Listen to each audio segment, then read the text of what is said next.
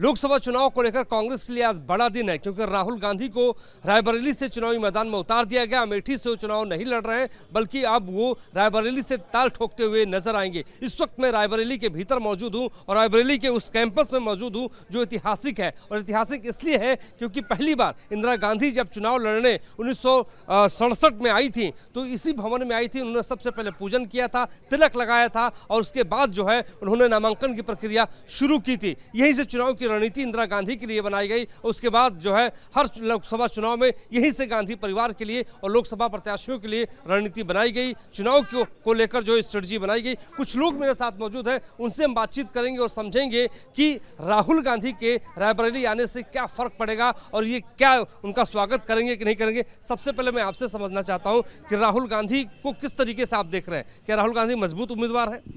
देखिए, राहुल गांधी जी एक ऐसी आंधी है कि पूरा विपक्ष उनके विरोध में लग गया, लेकिन उनके लिए एक सुई के बराबर सबूत नहीं इकट्ठा कर पाए।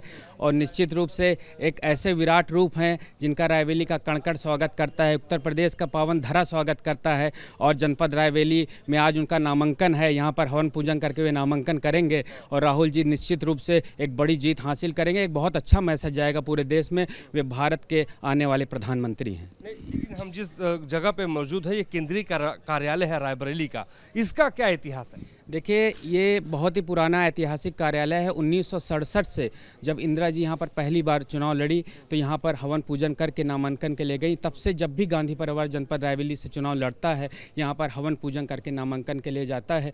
और इसका ये बहुत ही पुराना इतिहास ये है कि यहाँ पर स्वर्गीय पंडित गया प्रसाद शुक्ला जी का निवास स्थान है, उनके पुत्र स्वर्गीय श्री जगदीश नारायण शुक्ला जी का निवास स्थान है। गुरु जी के प्रतिनिधि रहे हैं स्वर्गीय गुरु जी, और उनका मानना था कि गणेश जी की वंदना के साथ ही नामांकन का कार्यक्रम शुरू किया जाए। तब से ये परंपरा लगातार चलती आई है। इस बार आप मिस नहीं कर रहे हैं सोनिया गांधी को, क्योंकि सोनिया गांधी चुनाव नहीं लड़ रही हैं? देखिए, मिस बहुत कर रहे हैं क्योंकि उनके साथ में एक आत्मीय लगाव हम सबका बहुत ज़्यादा है और वो एक परिवार की सदस्य हैं। हाँ, ये बात ज़रूर है कि स्वास्थ्य के कारण वे यहाँ से इस सीट को छोड़ दिया है, लेकिन हम सब के साथ वे हृदय से हमेशा जुड़े रहेंगी, रायबरेली के कण कण में जुड़ी रहेंगी। सोनिया गांधी जी जिंदाबाद। सोनिया गांधी क्या तैयारी कर रखी है राहुल गांधी के लिए आप लोगों ने? पूरी तैयारी है, हम लोगों की पूर्व से ही पूरी तैयारी थी।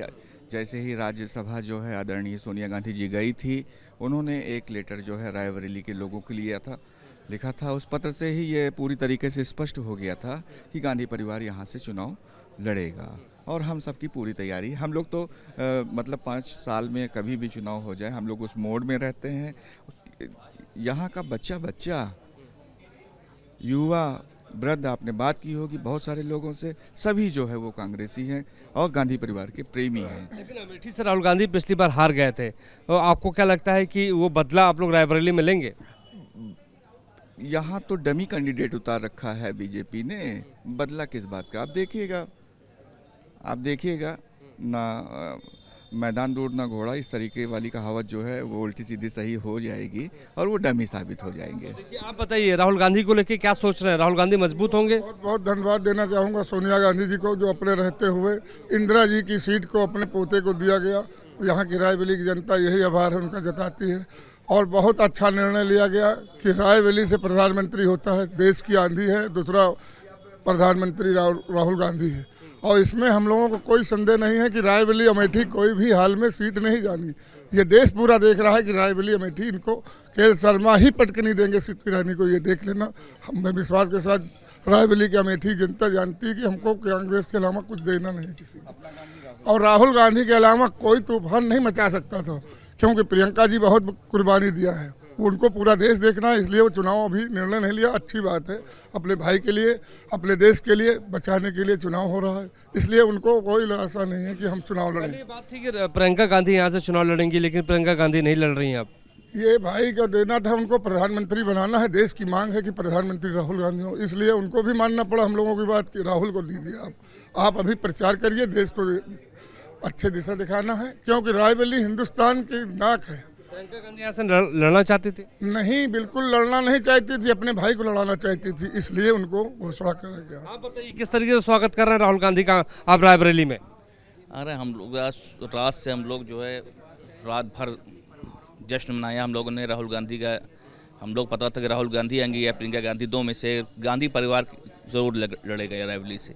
तो हम लोग रात भर जश्न आए, आज दिन भर जश्न होगा हम लोग का यहाँ। सियासी लड़ाई किस तरीके से आप यहाँ पे देख रहे हैं? किस लड़ाई को टक्करे नहीं है, राहुल गांधी की तरफा जीत रहे हैं कम से कम 4-4.5 लाख वोट से। 4.5 लाख वोट से जीत रहे हैं। आप बताइए सियासी लड़ाई किस तरीके से देख रहे हैं, क्योंकि उनके सामने दिनेश प्रताप सिंह है।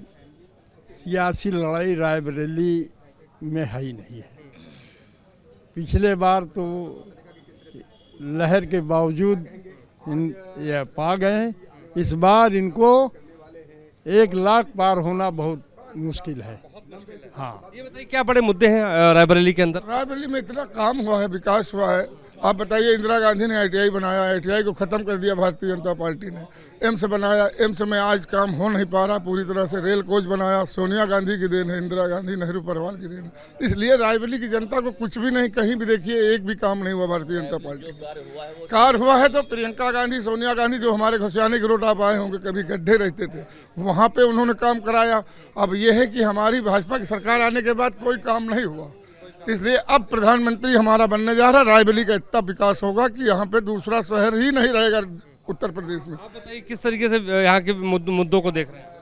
मुद्दे क्या, यहाँ जो कार्य कराया है वो सिर्फ गांधी फैमिली ने कराया है, बाकी किसी ने यहाँ भी एक ईंटा नहीं रखा किसी ने यहाँ इस पर क्या चुनाव में मुद्दा है? इस पर मुद्दा यह है कि बेरोजगारी सबसे बड़ा मुद्दा है इस वक्त। देश में सबसे बड़ी समस्या बेरोजगारी है। हर नौजवान लड़का जूझ रहा है बेरोजगारी से। सबसे बड़ी समस्या हमारे ख्याल से तो यही बेरोजगारी है। क्या मुद्दा है इस बार रायबरेली में? अब की जो मुद्दा है वो सबसे पहला जो मुद्दा है वो बेरोजगारी और भ्रष्टाचार को मिटा देना। भ्रष्टाचार को मिटा देना, और जो ये पिछली हमारी जो सरकार है जो परिवारवाद का वादा करती है, कहती है परिवारवाद परिवारवाद परिवारवाद, इन्होंने अभी आप देखिए इन्होंने परिवारवाद का कहीं छोड़ा है? कहीं पे छोड़ा है इन्होंने? परिवारवाद की बात करते हैं, ये इलेक्शन की बात करते हैं, हर जगह जो है अपनी राजनीति करते हैं। केवल सामने वाले को कुछ सुनना नहीं, सुनाना नहीं, किसी भी मुद्दे बात नहीं होता, पेपर लीक आउट हो जाता है उस पर। बताइए युवा कितना मजबूरी से, आप किसी गरीब के घर जाइए, उससे पूछिए कितनी मजबूरी से बेचारा अपने बेटे को पढ़ाता है, कंपटीशन की कोचिंग करवाता है, उसके बाद किताब जोड़ता है, एग्ज़ाम के लिए सेंटर आप यहाँ से 400 किलोमीटर दूर भेज देते हैं, दूसरे प्रदेश में भेज देते हैं, वो किस तरह से जाता है, कैसे करता है। महंगाई की बात करते हैं, आप सोचिए कि एक 6,000 8,000 10,000 नौकरी करने वाला 1100-1200 का सिलेंडर खरीद रहा है। क्या रह गया बताइए आप? एक बड़ा बहुत महंगाई, बड़ा शिक्षा, उसके बाद शिक्षा तो इतना बड़ा मुद्दा है कि पूछे ना। इतना भ्रष्टाचार हो रहा है इस सरकार में, इतना भ्रष्टाचार हो रहा है शिक्षा के लिए कि जिसका कोई जवाब नहीं। आप ये सोचिए कि शिक्षा बड़े बड़े विद्यालयों में, क्या मुद्दा है ये बताइए? बेरोजगारी, शिक्षा, महंगाई, यही हमारे मुद्दे हैं। ये बड़े मुद्दे हैं रायबरेली के भीतर। और उसके साथ आपको बता दें कि तैयारियां मुकम्मल कर ली गई हैं राहुल गांधी के लिए। वो आएंगे, नामांकन भरेंगे, पूजन करेंगे। तो कुल मिलाकर रायबरेली से एक नया इतिहास जो है लिखा जा रहा है सियासी तौर पर कांग्रेस के लिए। हमारे सहयोगी विकास राय के साथ मोहित राज दुबे, न्यूज़ 18 रायबरेली।